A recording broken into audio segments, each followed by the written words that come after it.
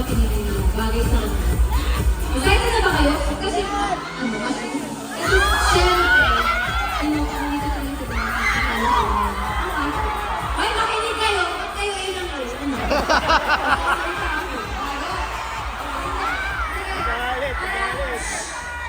Okay, para mapanood nyo ng live yung performance ng sub-unit na to. Excited na ba kayo?